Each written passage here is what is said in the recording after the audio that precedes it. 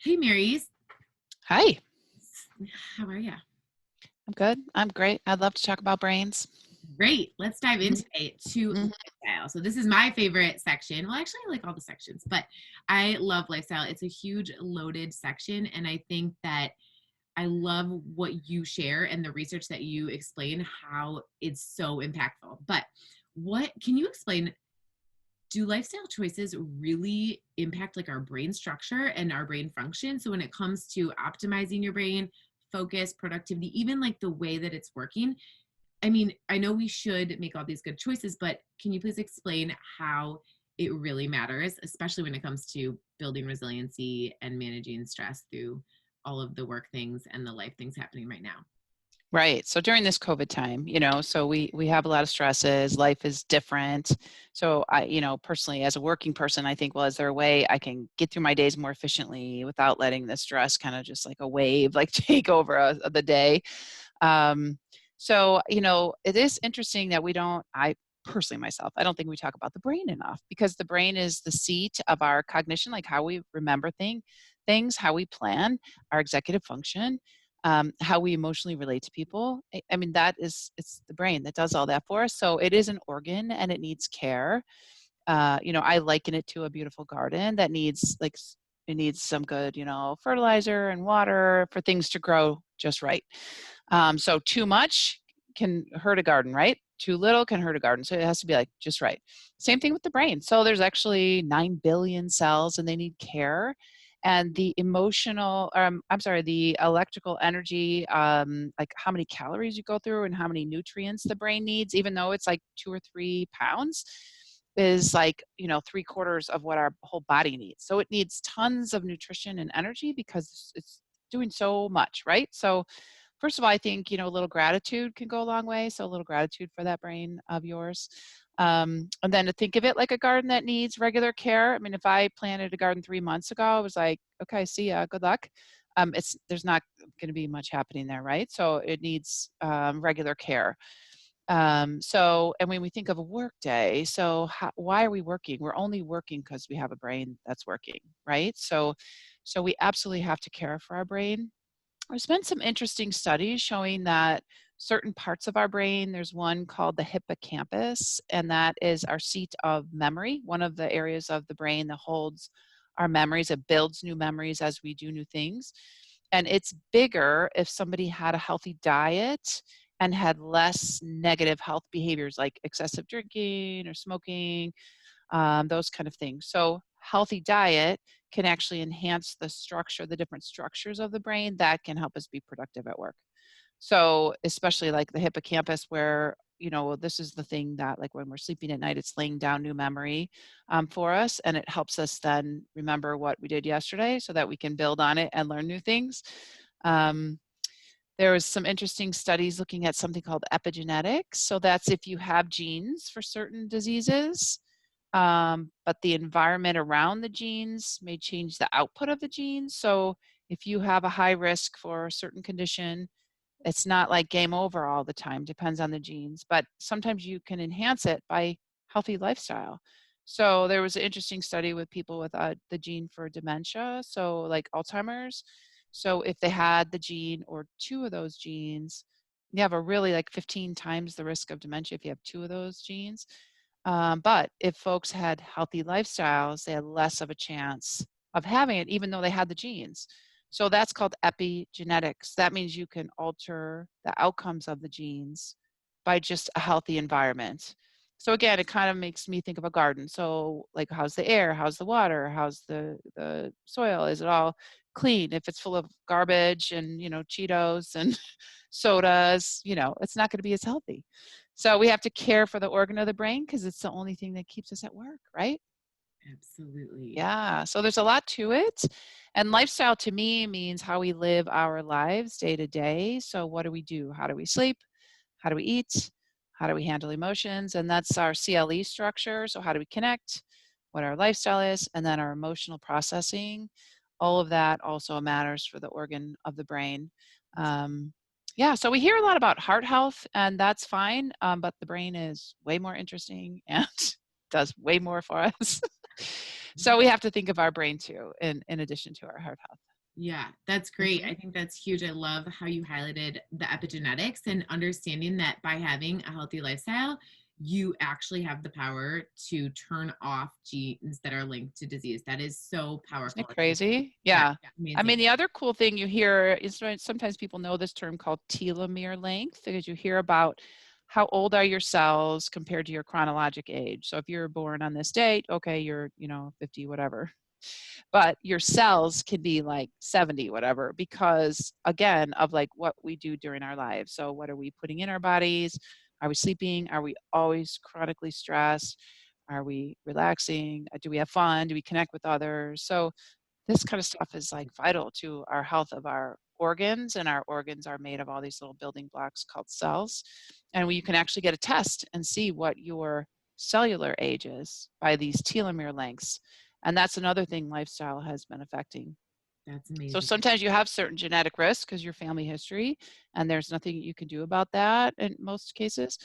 Um, but there's things you can do day to day to support, like the environment, the air, the water, the nutrients that you put into your body. That's huge. Yeah, I know And it's pretty neat because you have a lot of power, right? Like you can be strategic about this and care for this. You have a lot of power to influence it. and when we're talking about lifestyle, we're specifically talking about sleep, which you mentioned, but I want to dive a little bit more into that to share a little bit more about the research on the sleep. And then also, we talked about nutrition and the impacts of that, but then also, I want to dive a little bit more into exercise because sleep, nutrition, exercise are so powerful on the day to day. They're things that never end, they're things that you don't finish. I mean, and so they are what make up your lifestyle. So, yeah, can you talk a little bit more about sleep? Yeah. So sleep, we used to think is just passive. It's what you do. You don't really think about it, or sometimes you don't do, right? So, I mean, there was a recent study on like medical residents. So they work 26-hour shifts, which is not, it's not smart. It's hard on the body, very hard on the body. And that's some of that is changing. But anyway, so people who were sleep deprived, there's even a term like voluntary sleep deprivation, which means we do it to ourselves, right? So we like, oh, I'm just going to watch that third, fourth, fifth Netflix. I'm just going to keep binge watching whatever, and or we just stay up all night and I don't know what. So sleeping is so important. So when we have good sleep, we have better emotional control. So the next day, we're not going to be flying off the handle as much. And I think we've all probably felt that on days that we haven't slept well because of a child or a pet or who knows what, you weren't feeling well or something. So emotional control, and then executive decision making, right? So if you're a working person, you want to make sure that you're as productive as you can the following day, and to do everything you can strategically to be the best at what you do, right? So sleep is one of them. So we have a lot of good news, right? You get to like connect with friends more to keep your brain healthy. You get to sleep more. So some of this is not hard. And then if you do have trouble sleeping, there are professionals to help you because there are some sleep disorders that folks can have that it's hard for them to sleep. And so, yeah, definitely, see your doctor if that's a condition because it's very important. But one of the coolest studies that just came out about sleep is that this was an animal study, so it probably pertains to us, but we're not 100% sure, is that when animals sleep, the brain is getting washed kind of by our lymphatic system, and the proteins that are associated with Alzheimer's were getting washed away during sleep. There's also been some links to pain and sleep. So when we sleep, the body's kind of healing itself. So people have less pain if they sleep better. So there's a lot of reasons to have a good night's sleep. Yeah, super important. That's huge. I think that's huge, especially as working professionals. There's always a to-do list that never ends. Right. And during COVID times, I'm sure it's a home list, it's a to-do list, it's all of the types of lists, that are happening. And so understanding that this is such a huge priority for so many reasons, and it's actually not only going to optimize your brain, but it's going to help your health in general in so many regards. So Yeah, and your day-to-day productivity. I mean, you're going to see it. You're going to see the difference, if you and and knowing if that, it's a problem, then go see somebody, see a professional for sure, because it's absolutely. important. Yeah, Hmm. that's great. Can you dive into exercise? Because exercise is another huge thing. And I think a lot of people, they quote unquote should exercise, but there's a million ways to exercise, Hmm. and what actually matters if you're trying to understand how to optimize your brain function, how to optimize your productivity, your stress, all of those things. Like, what is the research showing on exercise and especially the brain? Yeah. So it's pretty neat as well, you know. So it doesn't take a lot. You don't have to do like 3-hour classes to get results for your brain, which is awesome news. So the American Heart Association, which is also the American Stroke Association, recommend 150 minutes a week of moderate level activity. And you can break that up how you want throughout your week. Although one study out of MIT suggested if you got at least 30 minutes together, it really did change nerve health in the brain. So we have 9 billion nerves in our brain. So we want to try to influence how they work and how they act. So if a person exercised for at least a half hour, you could influence the health of the nerves. And we have chemicals that are released when we exercise more. One of them is called BDNF. So if we exercise more, it helps the nerves, like our nerves kind of cross and share, electricity to know how to connect with other nerves. So for the nerves to work better, the more a person exercise, the more kind of spinous tips they have, like connections between the nerves. So that was a way you can influence, how the brain works and how well it works.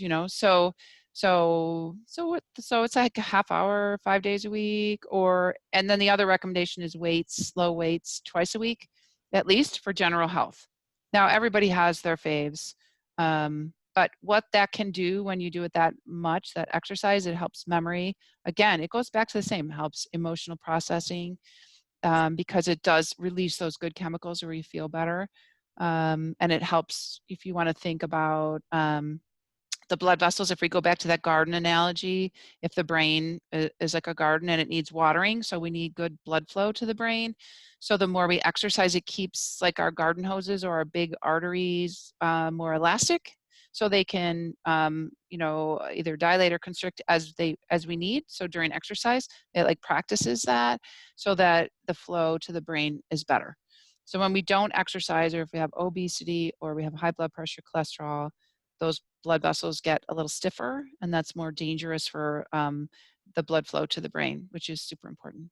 That's amazing. So if you're Yeah, visualizing it, it's like a garden hose and you're filling it up and it's expanding and contracting and just allowing it to be strong more and flexible so flexible. that it doesn't. Yeah, you don't want it stiff, and like old hoses are stiff or like breaking or like you don't Yeah, want it like that. that's Hmm. an amazing visualization because you can actually understand what's happening when you exercise to your brain. Hmm. So I Yeah, think super that's important. Yeah, for so many reasons.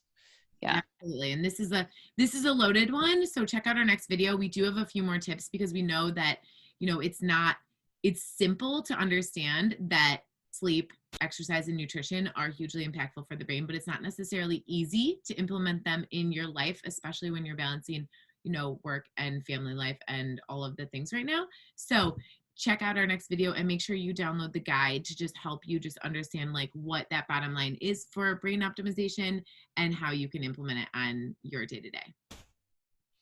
Awesome. Excellent.